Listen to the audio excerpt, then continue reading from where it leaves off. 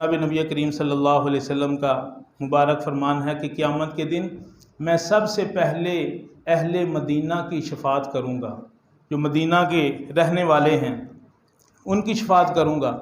اور اہل علم اس بات پر متفق ہیں کہ پوری کائنات میں، پوری روح زمین پر سب سے افضل جگہ کون سی ہے؟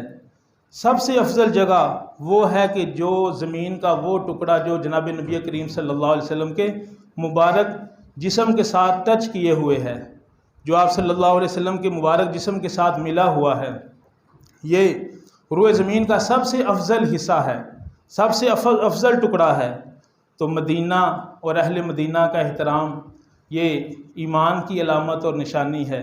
جناب نبی کریم صلی اللہ علیہ وسلم نے فرمایا کہ جو اہل مدینہ کو اذیت دے گا اللہ تعالیٰ اس کو اذیت دے گا، اللہ تعالیٰ اس کو مصیبت میں مبتلا کر دے گا، اور اس پر اللہ تعالیٰ کی لعنت ہے، فرشتوں کی لعنت ہے، اور تمام لوگوں کی اس پہ لعنت ہے۔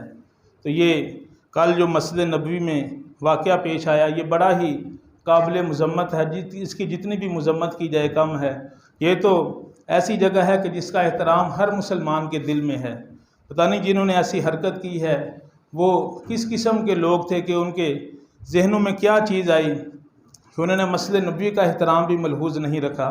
ہر مسجد کا احترام یہ لازمی اور ضروری ہے، اور پھر مسجد نبوی تو ایک ایسی جگہ ہے کہ جس کا احترام تو ایک مسلمان کے دل میں بہت زیادہ ہے۔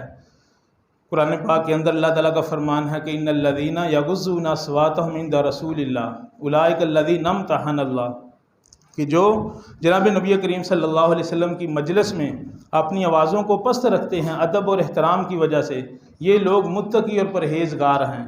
اور جو لوگ اپنی آوازوں کو وہاں پہ بلند کرتے ہیں، چیخ و پکار کرتے ہیں، اللہ تعالیٰ نے فرمایا کہ ان کے اعمال ضائع اور برباد ہو جائیں گے، ان کو پتہ بھی نہیں چلے گا، ان کو شعور بھی نہیں ہوگا کہ ہمارے اعمال کیسے ضائع اور برباد ہو گئے۔